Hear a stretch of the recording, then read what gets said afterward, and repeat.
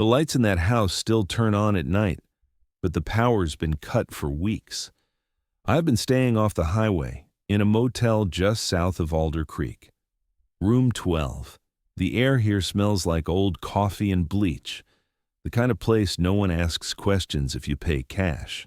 Sometimes around 2 in the morning, I step outside for a smoke. From here you can see the hill, faint through the fog. That white house sits up there, alone, like it's waiting for someone to notice. And every single night, the upstairs light comes on. Same window. Same soft yellow glow bleeding through the rain. It shouldn't be possible. I pulled the main breaker myself. I tried telling myself it was a reflection, or someone squatting, or maybe the power company turned it back on by mistake. But when I called them last week, they said the line to that property's been disconnected since October. No power, no account. So maybe it's not the lights that bother me. Maybe it's the idea that the house still remembers how to be alive. I haven't slept more than an hour a night since I left. Every time I close my eyes, I hear the same sounds, the faucet dripping upstairs, the slow drag of a chair across the hall. It's like the house keeps replaying itself in my head.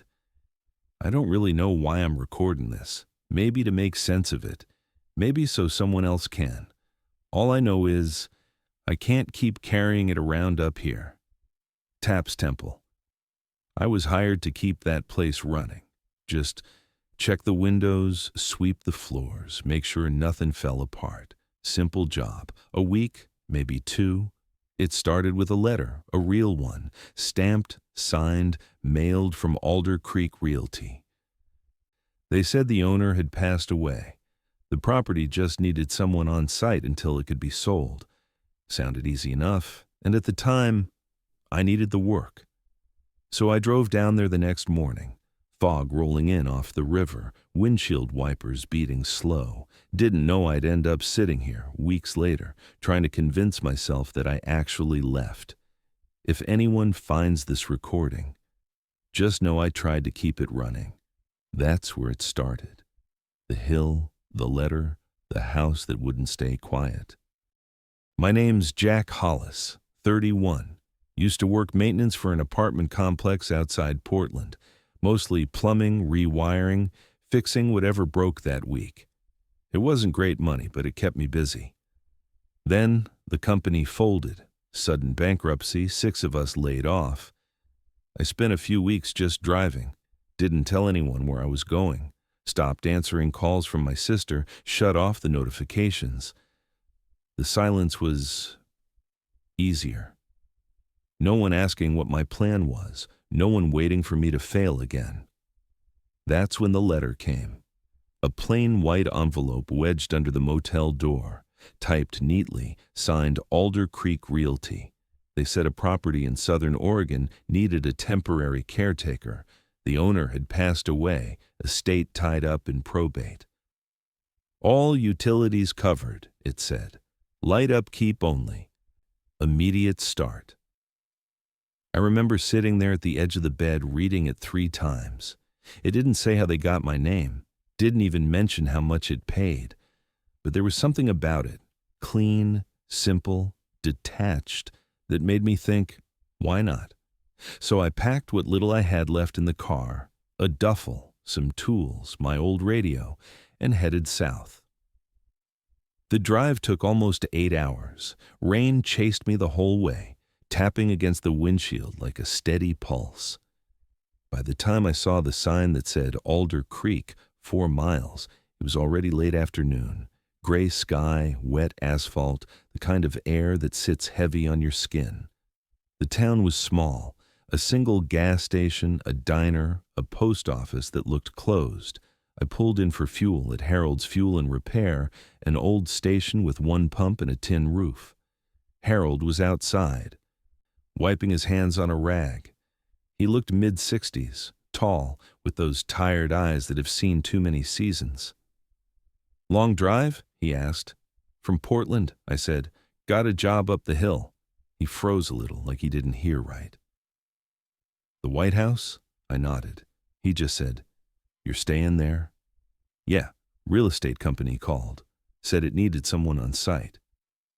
He didn't answer right away, just looked at the road like it might tell him something different.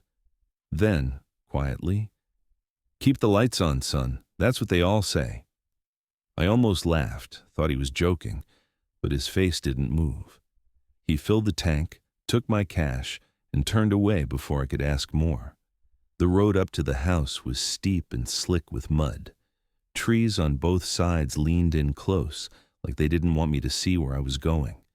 At the top, the woods opened into a clearing, and there it was. A 2-story colonial, white paint flaking at the edges, black roof glistening from the rain. No other houses in sight, just grass, fog, and the faint hum of wind through the gutters. The key fit too easily in the lock. Inside smelled of lemon cleaner and dust, like someone had just wiped things down and left.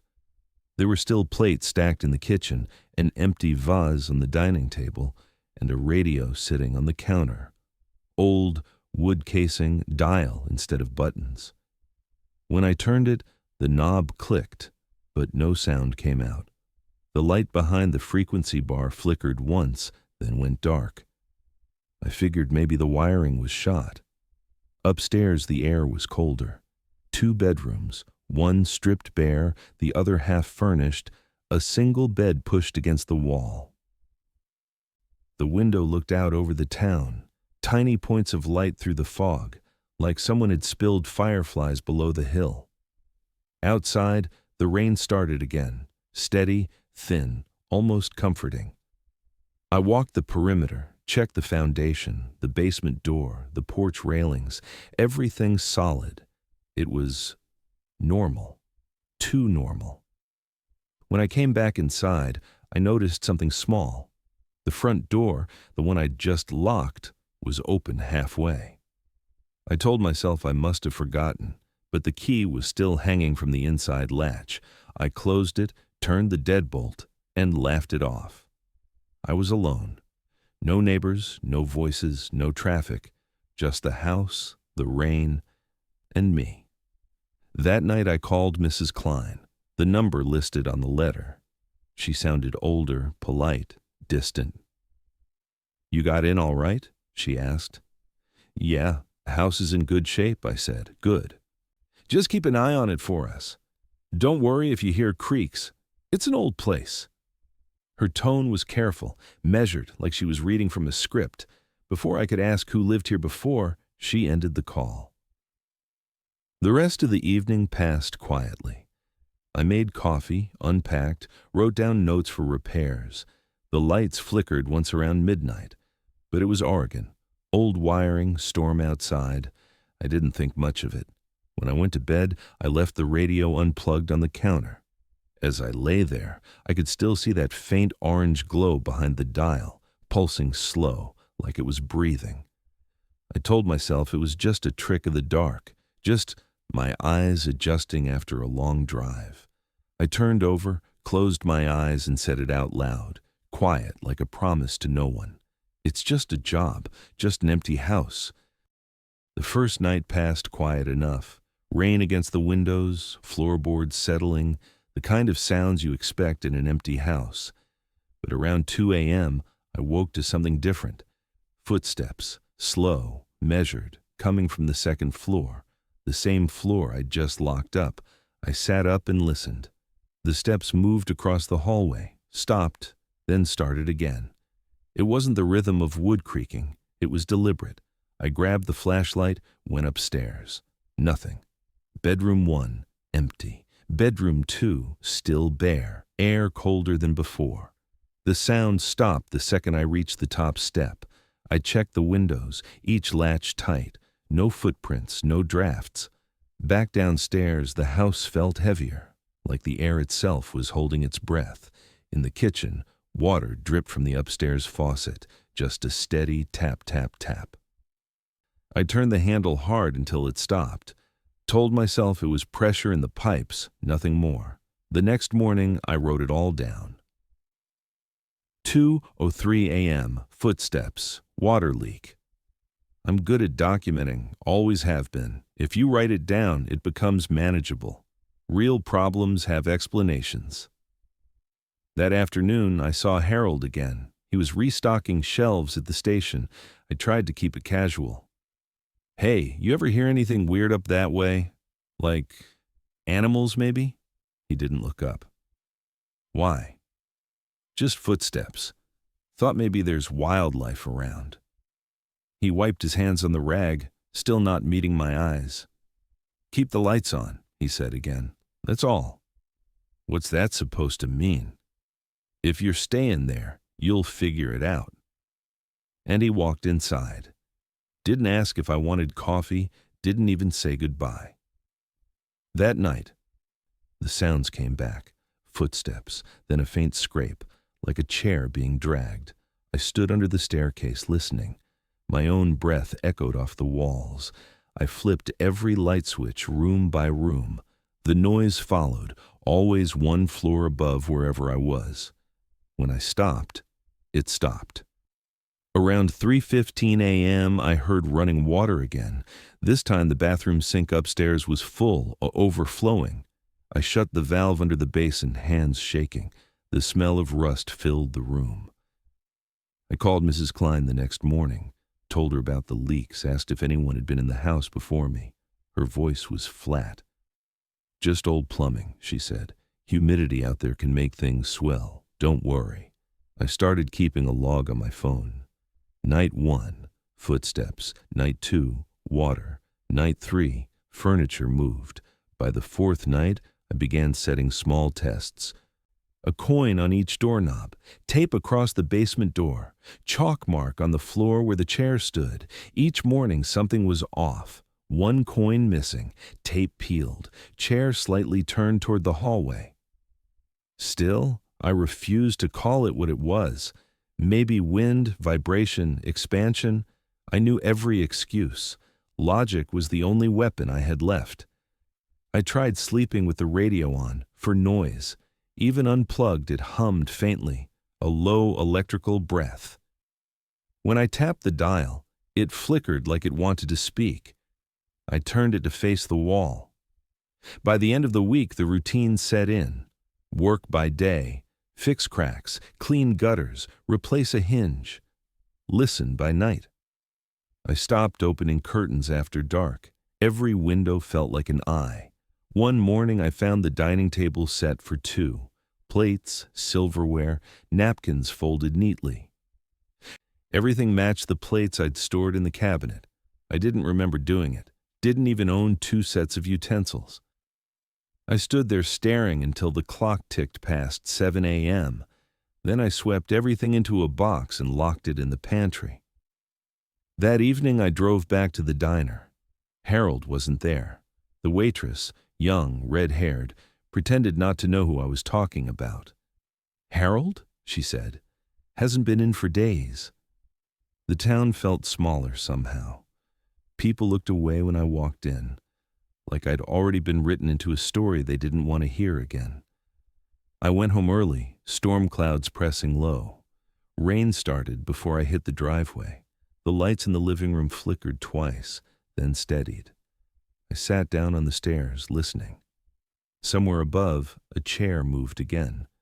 I told myself it was the wind. But the windows were closed. I started talking out loud, just to fill the space.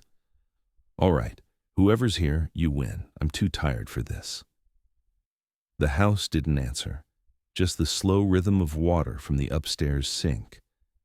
That's when I decided on the experiment. If the sounds were real, if they had a source, then cutting the power should stop everything. No current, no interference, no flickering lights. Simple test. I waited until midnight, grabbed my flashlight and headed to the basement. The air down there smelled like damp wood and dust. I found the breaker box behind the furnace. When I pulled the main switch, the house sighed, a deep creak through the beams like it was holding itself together. Every light went dark. Silence. I stood there listening. For a moment there was nothing. Then, footsteps above me. Slow, careful, crossing the kitchen floor. Water started running again. A chair slid across the hall. My flashlight flickered once, then went out. I whispered to no one, "That's not possible." But the sound didn't stop. Power's off, but the sound's still there. I didn't sleep that night, didn't even try. Just sat in the dark kitchen, flashlight in hand, listening. The sound above me moved slow, like someone pacing. 5 steps. Pause. 5 more. Always the same rhythm. When the storm outside picked up, I almost felt relief. At least thunder was real. At least I could name it. Around 3 a.m., the radio on the counter clicked. Not loud, just a soft electrical pop, then static. It wasn't plugged in. The dial light glowed faint orange again, breathing slow. Through the static, a faint voice broke, crackling, cutting in and out. "Jack Hollis." I froze. The voice was male, deep, calm. It said my name twice. Then the static swallowed it. I unplugged the extension cord from the wall, even though it wasn't connected to the radio. Didn't matter. The hum stayed. I threw a towel over it and left the room, but even from the stairs I could hear it whispering under the fabric, that dry hiss like someone breathing through their teeth. Upstairs, I caught my reflection in the hallway mirror. At first it looked normal, just me, tired, holding the flashlight. But when I moved, it didn't. It lagged. Half a second delay. My head turned right. The reflection followed late. I leaned forward. So did it, but slower, like it was deciding. I touched the glass, cold but pulsing underneath. I whispered, "What do you want?" The reflection smiled. I didn't. I stumbled back, dropped the light, and ran down the stairs. The sound followed, faint footsteps matching mine, perfectly timed. I locked myself in the kitchen, turned every light on, then remembered. There was no power. But the bulbs glowed anyway. Soft yellow, as if the house was pretending. The radio clicked again. "Keep it running." I slammed my fist on the counter. "Shut up!" The sound stopped. For a long time I stood there breathing hard, watching the shadows move across the tiles. My reflection in the microwave door was gone. Just darkness. At dawn, I found something new, a key sitting on the table, old bronze tarnished. I hadn't seen it before. Tied to it was a paper tag, faded, written in pencil. Basement. I didn't touch it for hours, just stared. The basement door was still taped from my earlier test, tape unbroken. By noon, I gave in. I'm a maintenance guy. Curiosity's part of the job. If there's a problem, you check the source. The basement lock clicked smooth, like it had been oiled overnight.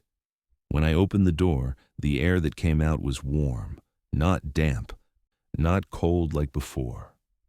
A light glowed at the bottom of the stairs, yellow, steady, the kind of light you get from old tungsten bulbs. I called out, "Hello, anyone down there?" No answer, just the slow creak of something shifting underfoot. I went down one step at a time. The flashlight beam trembled against the walls, stone, cracked, sweating moisture. The smell changed the deeper I went, not mold, but soap, lemon polish, like upstairs. At the bottom, the room opened wide. And there, in the middle, was a figure. It stood at the table, back turned to me. Tall, wearing what looked like a work shirt, sleeves rolled up. The shoulders moved slightly, wiping, scrubbing over and over. The same sound I'd heard for nights. I whispered, "Sir?" The cloth froze mid-wipe. The figure didn't turn. I took one more step. The air went cold again. Breath frosting in the beam. That's when I saw it. The light above the table wasn't electric. It was flickering, like firelight, trapped inside a glass bulb. And in that glow, I could see the figure's hands. They weren't moving on their own. They were looping, the same motion replaying again and again, like film stuck on one frame. I dropped the flashlight. It hit the floor, rolled under the table. The beam caught the face. It was me. Not exactly, but close enough. Same height, same jaw, except the skin looked waxy, half-faded, like a photograph left in the sun too long. I backed up fast, hit the stairs. The thing kept wiping the table, mechanical, precise. The bulb flickered harder. Then every other light in the house flared at once, above me, behind me, through the floorboards. The whole place woke up. I ran. Halfway up the stairs, the door slammed shut. The lock turned itself with a sharp click. I pounded on it, shouting, "Let me out!" The walls answered, not with echoes, but with timing. Every hit came back a beat later, like the house was recording me. I stopped, breath ragged. And then I heard it. Footsteps above, matching my rhythm exactly. Every move I made, the same sound followed. I stepped once. It stepped once. I breathed in. It breathed in. The realization hit me slow, like ice spreading through water. It wasn't copying me now. It had been doing it the whole time. Every note I took, every step, every word. It was storing them, replaying them, learning. The radio upstairs crackled again, faint but clear. "Keep it running, Jack." I felt something shift beneath my feet, a pulse through the floor, traveling up the walls. The hum of electricity that shouldn't exist. I slammed my shoulder into the door. Wood splintered, latch snapped, and I spilled into the hallway. The house was bright. Every light, every lamp, every bulb burned gold. The hum was deafening, like the whole place was alive and awake. I stumbled through the living room.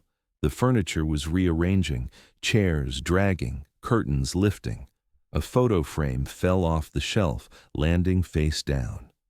When I picked it up, the glass was fogged from inside. Underneath, faint letters etched into the image. Hollis, caretaker. That's when I stopped running. Because I understood. This wasn't a haunting. It was a recording. The house wasn't doing these things. It was playing them back. Every caretaker before me, every motion, every sound, stitched into the walls like magnetic tape. And now, it had mine. I grabbed my bag, the keys, bolted for the door. When I turned the handle, it turned with me, in sync, and for a split second, I felt another hand gripping the other side. Same pressure, same pace, like shaking hands with myself through the door. I pulled harder, stumbled into the rain. Behind me, every window flared once more. A strobe of white light, then darkness. The house went silent. Completely. No wind, no rain, nothing. I didn't look back. Didn't breathe until I reached the car. My hands were shaking so bad I dropped the keys twice. When the engine finally caught, the radio in the dashboard hissed, static. Then the same voice, calm, clear, "Power restored. Keep it running." I killed the engine, threw the keys into the back seat and got out. The headlights stayed on. Even after I ripped the battery cables out, the beams glowed faint yellow, pointing at the house. I left them there, drove into town with the lights of the hill fading behind me. Didn't stop until the road turned to asphalt and the sky opened up again.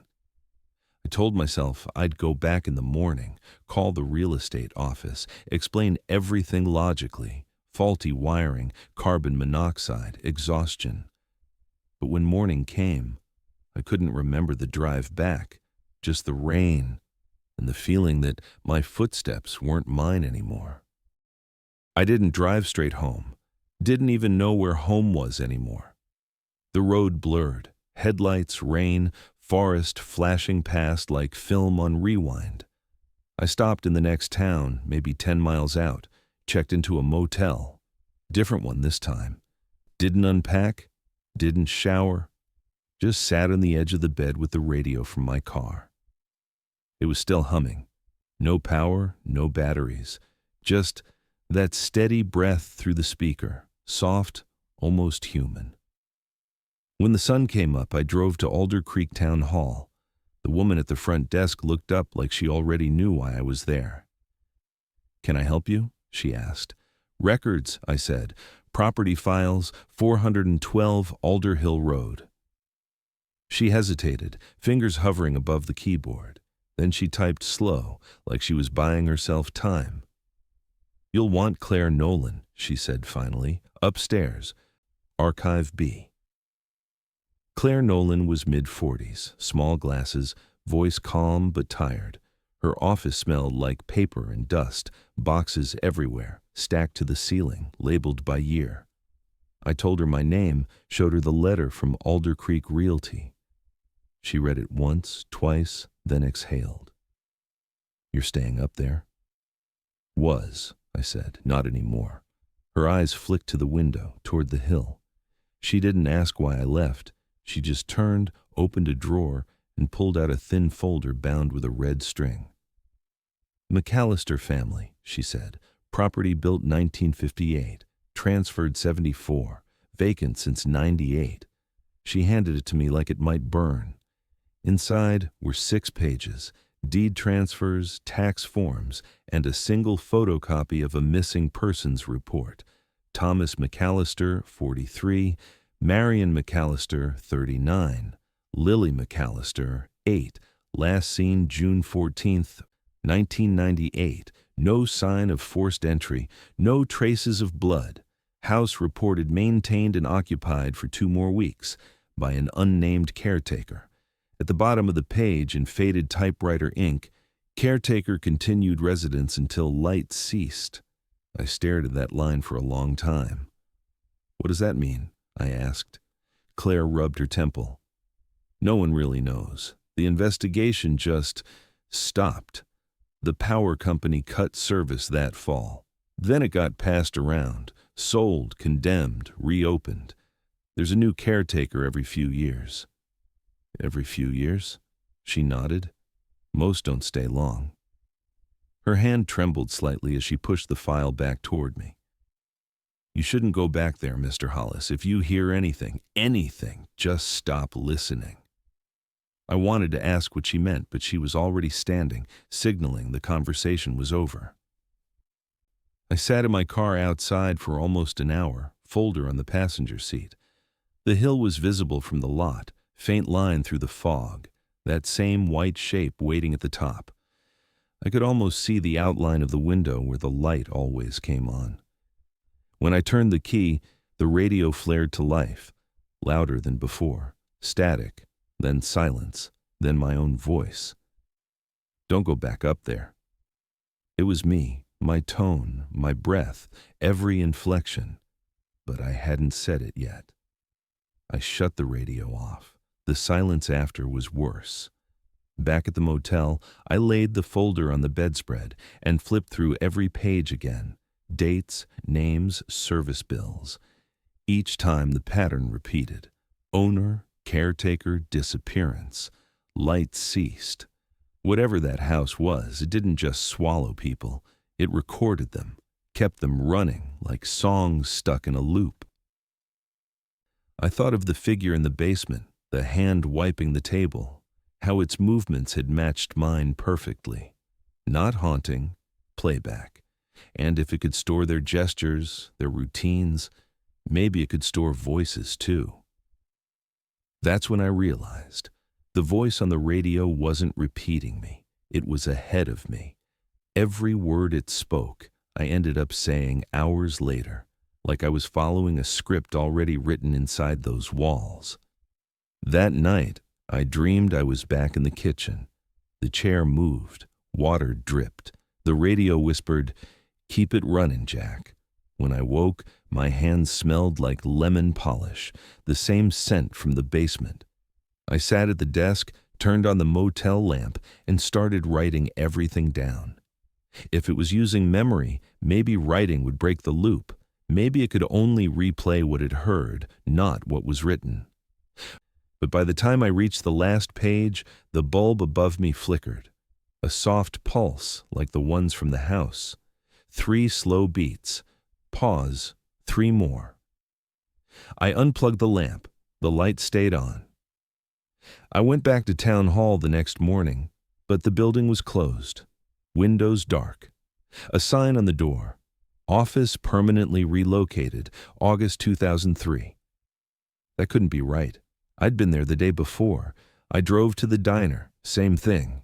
Empty. Napkins still on the counter, coffee cups half full, no people. Like the whole town had exhaled and never breathed in again. The only thing moving was the fog. I left the engine running, stepped out, called out, "Harold? Claire? Anyone?" My voice echoed once, then folded back, delayed half a second, the same lag as the mirror. Something shifted in me right then, a quiet certainty. Maybe the house hadn't copied me. Maybe the town had. Maybe it was all the same loop, just stretched wider. When I got back to the motel, the radio was already on. The towel I'd covered it with was gone. The sound coming through was clean now, no static, just breathing. "Keep it running, Jack. You left the light on. Come home." I packed my things without thinking. My hands moved automatically, folding, zipping, locking, like I'd done it 100 times before. Outside, the rain had stopped. The air was still. The road up to Alder Hill looked dry for the first time since I'd arrived. I told myself I was just going back to check. One last look, closure. The drive felt shorter this time. The trees didn't lean in, they waited.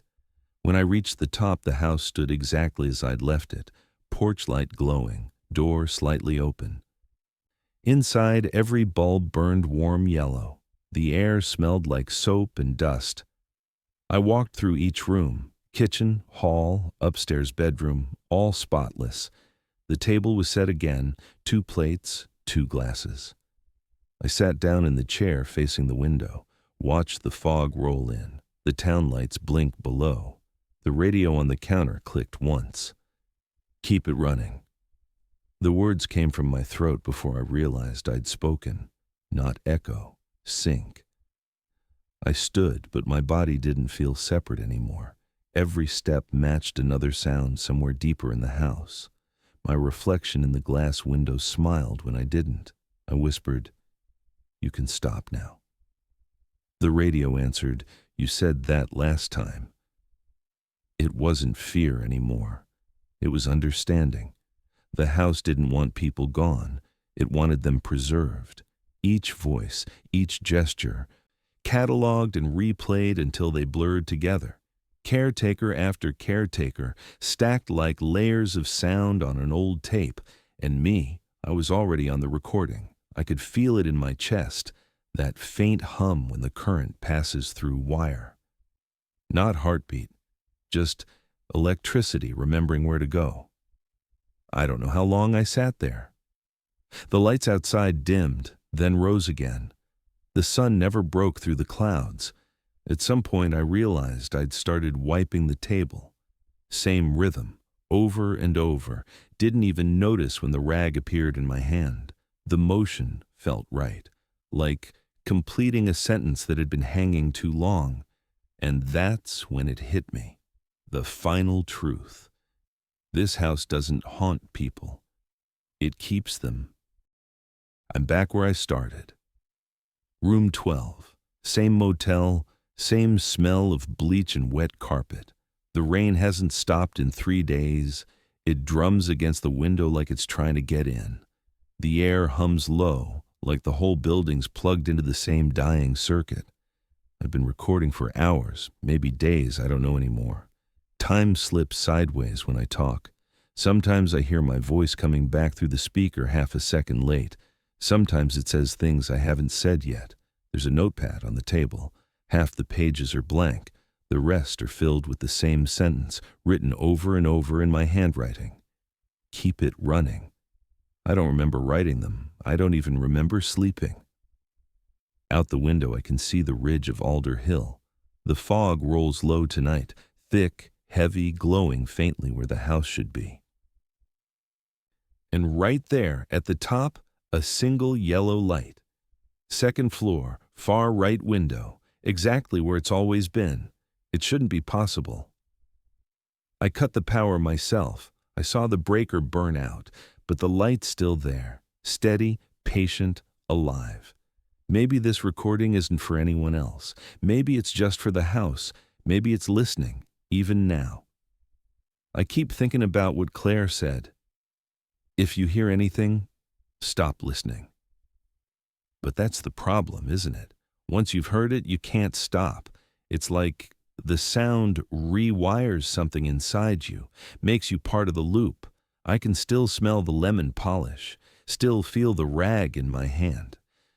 I tell myself I'm not there anymore, but every time I blink, I see the table, the window, the reflection that smiles first. I don't know how much longer I have before it starts replaying me. Before this version of me, the one sitting here, becomes another echo under the floorboards. If anyone ever finds this tape, don't go up there. Don't answer if it calls, because it will call. It always does. The rain's easing off now. I can hear the pipes settling again. Same rhythm, same timing. Someone's moving around in the kitchen next door. Soft, steady, careful. I tell myself it's the guest in room 13, but that room's been empty since last week. I still hear someone cleaning the kitchen, and sometimes I almost say, don't forget the lights.